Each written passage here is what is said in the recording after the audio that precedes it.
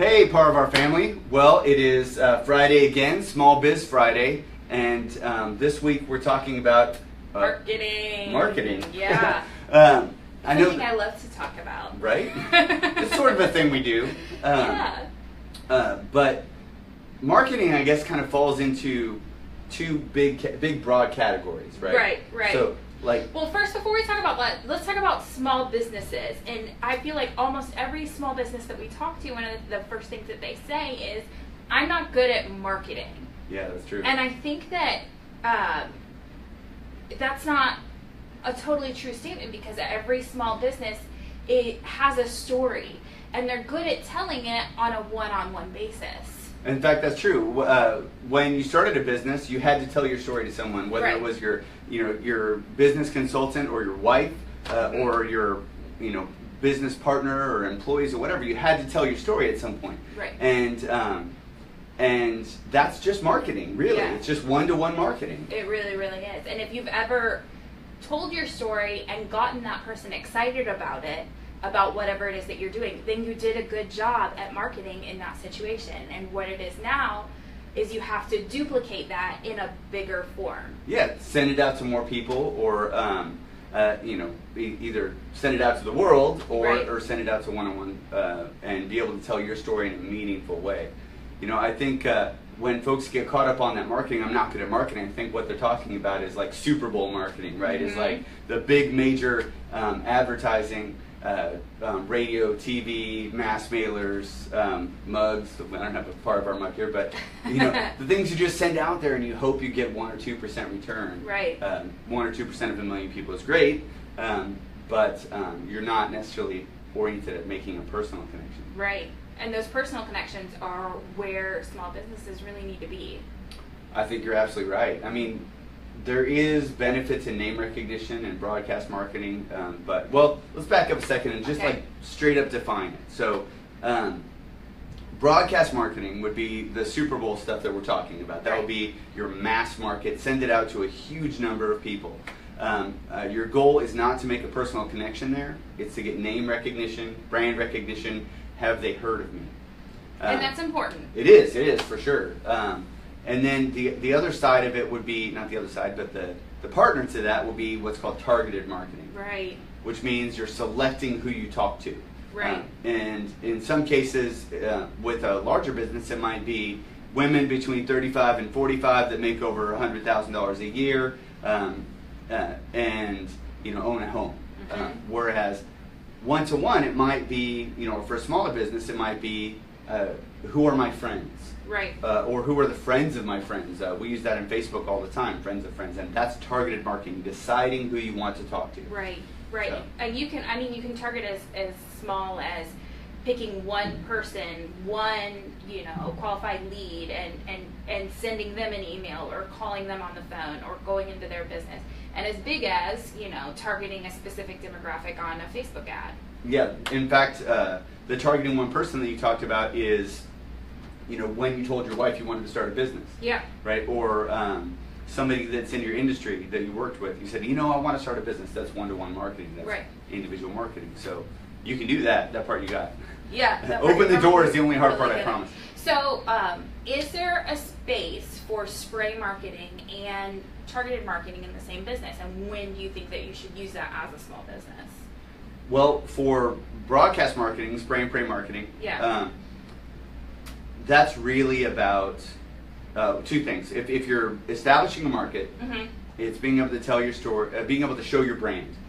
It takes about 7 touches. Let me qualify that. A touch is when somebody sees your brand or recognizes that your company exists. And that might be, I saw the van drive by, or it might be, I got their business card. Obviously, putting a business card in someone's hand is a really high quality exposure to your business. But it takes about 7 for somebody to realize you even exist. Right. So that's what broadcast marketing for a small business is all about. We did the Shark advertising, and that's really what it was about, letting people recognize that we're here. Yeah, getting that name recognition. So yes, definitely. And then once you're big enough that enough people recognize your brand, it's just really about reminding them to buy your stuff. Target is a good example. Right. Well, I think one of the ways that people are using broadcast marketing correctly in this town is I love it when I hear of a new restaurant on the radio. Like I kind of know that they're opening up. Like maybe somebody told me, but then I hear them in their ads on the radio, and I see their ads on Facebook, and it's just everywhere. And I receive their card somewhere. I'm like, oh, this restaurant is coming to play. Like they are serious. They're going to start off with a bang. And they're here to make a difference. They're here to make sure that their market sticks. And I think that's a really great point. Restaurants are an excellent source for an excellent example of a company that benefits from broadcast marketing because their target is literally families. Almost every restaurant is targeting towards families. Sports bars are a little different, obviously, but if it's a sit-down restaurant, you need everyone who has a family who doesn't want to cook. So pretty much anybody who eats could be a potential customer, you know. Right, exactly. So business to business, so it might be a little different because you know broadcast marketing might not hit unless you do something that literally every business benefits from, like we do. If you are, for example, a maintenance company or a supplier to end sellers. Where you sell a really specific product that not everybody needs. Then broadcast may not, unless they already know who you are, broadcast may not be a big help. For businesses like restaurants, man, that's a great example. And it shows, hey, we're here to come and play. And also, it hits literally their whole market because their market is very, very broad. What's funny is I find that when a new restaurant comes to town, if they have participated in a broadcast marketing campaign of any kind, really, I find that I'm more likely to try them than if somebody just is like, oh, that place was really great. Which is funny because once a business has been around for a while, I find the opposite to be true. Like if somebody tells me that they had a really great experience, whether it be on Facebook or Instagram or whatever, or in real life, I'm more likely to try that business than just from broadcast marketing. You know, Corpus Christi loves a new thing. Oh. In this town. Like, I love a new thing. We all do, right? And so if you have a new thing and you're broadcasting it really aggressively, folks show up. And one thing that I've seen is a challenge with some new businesses historically is that broadcast marketing works so well for the first 2 weeks, but it has to transition into exactly what you're talking about. It has to become targeted marketing. Right. It has to become a personal connection because if somebody shows up and they don't have an experience that makes them want to come back, then or a personal experience, a personal connection, then they just won't come back. They'll go to wherever they were personally connected to. Right. I just read about a hack, restaurant hack, and I absolutely love it. It's a red napkin method. So in a restaurant, you're not targeting the first visit because the first visit somebody's just interested. You're targeting the third visit. Okay. So when the waiter comes to the table, you say, all right, so is this your first time here? And if they say yes, then you leave a red napkin on the table. And the whole team comes together to make sure they had an amazing experience. Well, your return on that, the people that come back are going to be 20 or 30%. The people come back from that. They come for their second visit, or I'm sorry, at the end of the first visit, you give them a discount card. You know they're coming back for the second visit, or you recommend something. Check out the cheesecake. You know they're coming back for a second visit. They request that thing and they turn in the card. Now you know it's their second visit. Right. So what you have to do is incentivize that third visit. Hey, ask for me personally when you come back.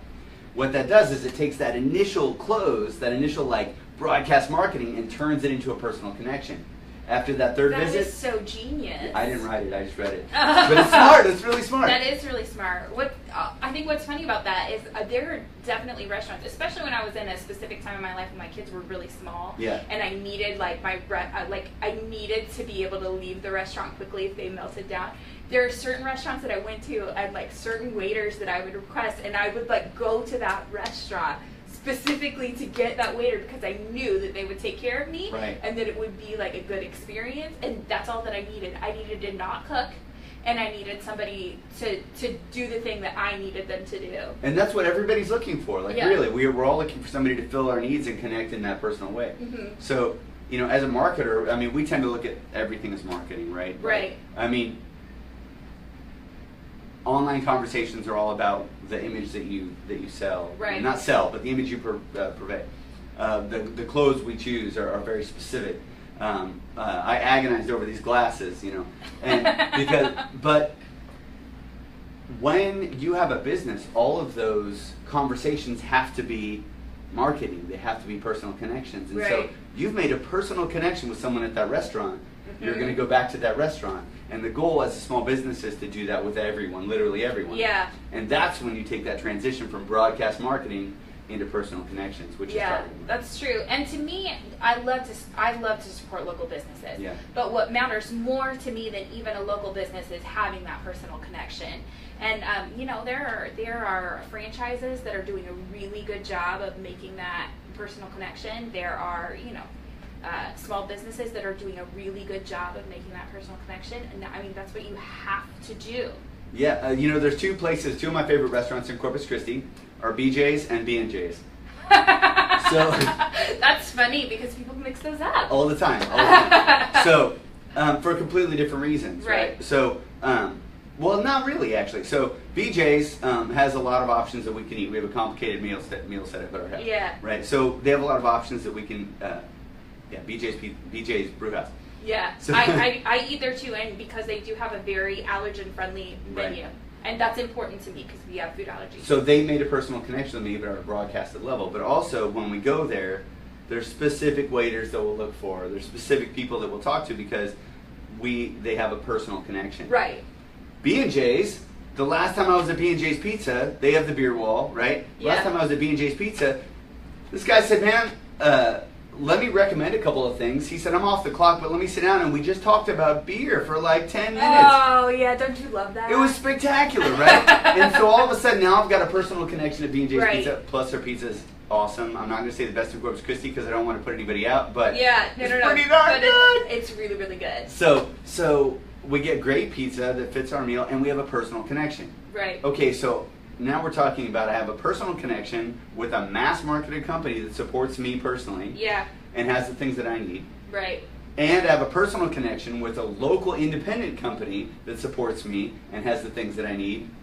So, I mean, what's the answer, right? Be awesome. Do things for people. Be really, really good. Yeah. And both of those are using targeted marketing in a very, very effective way. Right. I did not go to BJ's Brewhouse because it was a chain. Yeah. I do not stay at B&J's Pizza because it's an independent.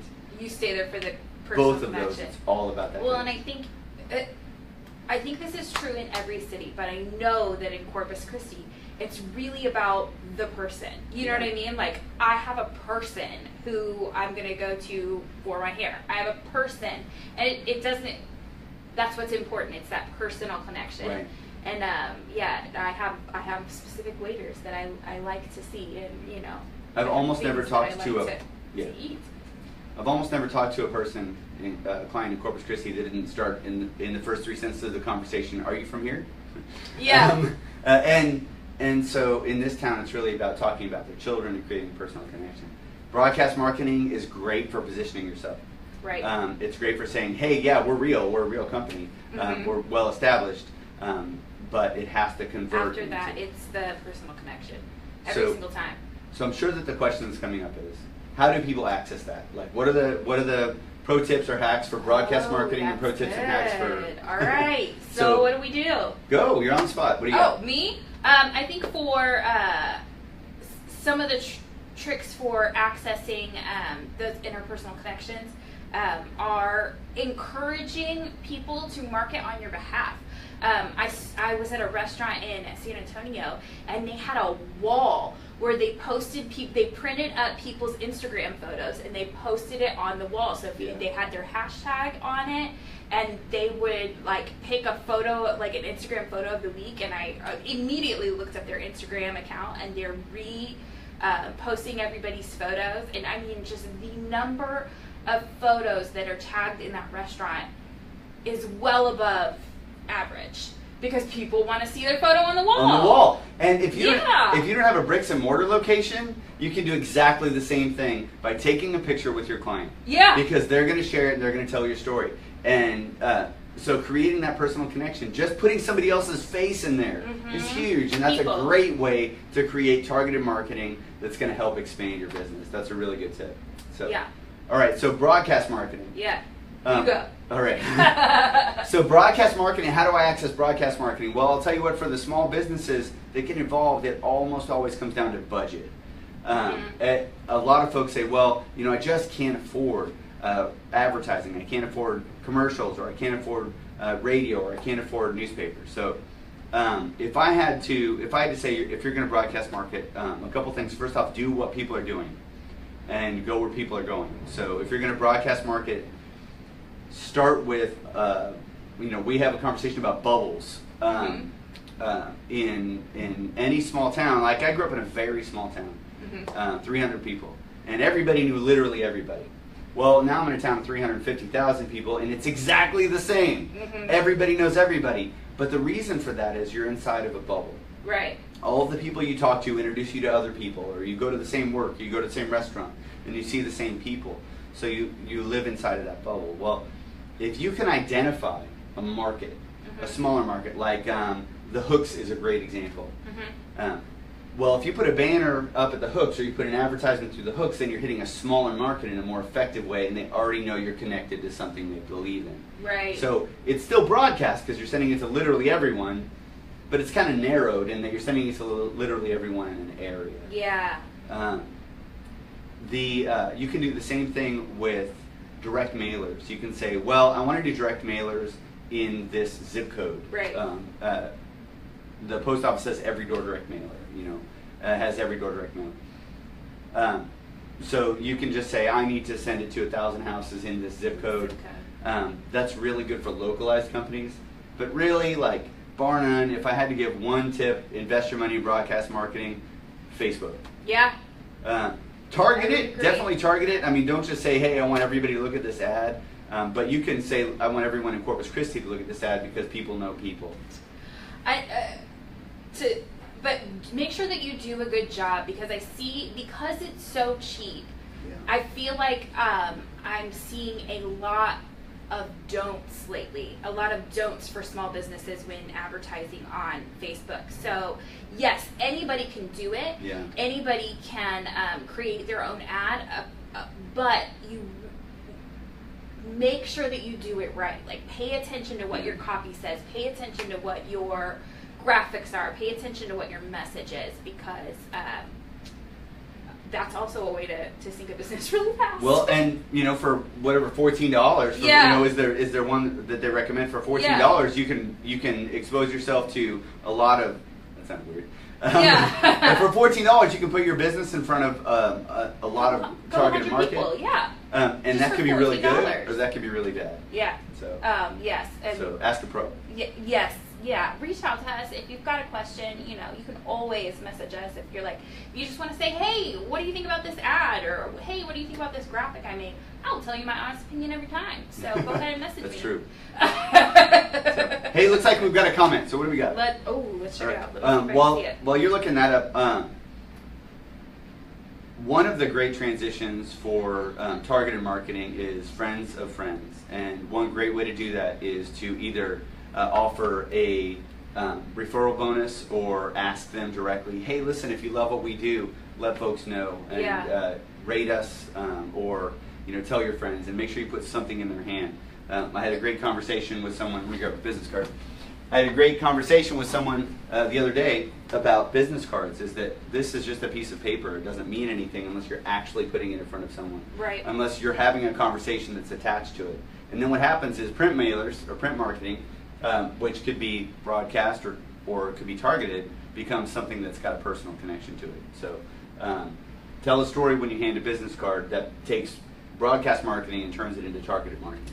Shout out to Bobby at the Small Business. Yeah, she said she loves these posts because it gives more information to the more rural areas. So hey Bobby. At Mathis, they're doing amazing things out there. They really are, and I'm so excited about what's happening for growth in Mathis and all. And you talk about a targeted marketing.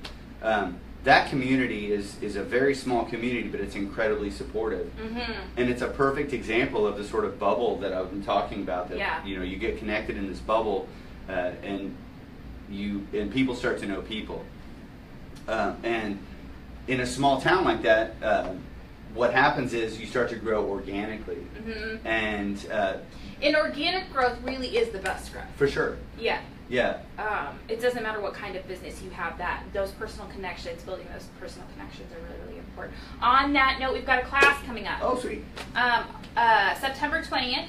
At the Small Business Development Center, we have a class. It's the third one in our Building Online Relationships course, and this one is all about damage recovery. So we're going to talk about 5 foolproof ways to protect your business from having negative reviews or negative things happen on social media, and then we're going to talk about 5-step process, what to do if it happens to you, if you've ever had a 1-star review or a negative comment, or somebody started to attack your business online. What do you do when that happens? And even if they haven't, eventually... It's good to have a plan. Yeah, it's good to have a plan. Obviously, you guys are awesome, and nobody's ever going to do that. Yeah. But you never know, who's going to end up at your front door. Well, and that's why in the beginning we're definitely talking about what you can do to encourage and try to help that to never happen. Because there are plenty of businesses that never get negative reviews. And how are they doing that? How are they making that happen? But then, we are always there's always that chance that somebody can be an unsatisfied customer. There's just always that chance. So what do you do when that happens? A very wise man once said to me, it's not about whether or not things will go wrong. Things will go wrong. Yeah. It's about what you do when they do. Yeah. And so that's what you're talking about. Yeah. Is stopping the argument before it happens, and if it does get out of control, how to rein it back in. What do you do? And keeping things in perspective and just All right, awesome. Well, that's going to be a great class. So hopefully we'll see some of you guys there. And the link will be on our Facebook page so that you can sign up for that class. It is $25, but I promise you, you're going to get some really great information out of that one. Feel free to come and take a Facebook headshot with Amber, and I don't know, get internet famous or something. But you should start doing that. Selfies at classes. Selfies at classes. Class selfies. So that's going to happen. Bobby, I'll take a selfie with you. First one. All right, so we're looking forward to seeing you guys at the class, and we're looking forward to helping your business grow. So get out there and love your business, and feel free to comment down there and let us know your thoughts and some of the tips that you have, because honestly, you guys have been doing it plenty long, and if you haven't been doing it plenty long, you have great questions. So we'll talk to you soon. Make it an awesome Friday. Have a great weekend. Have a great weekend. See you next week. Get out there and love your business.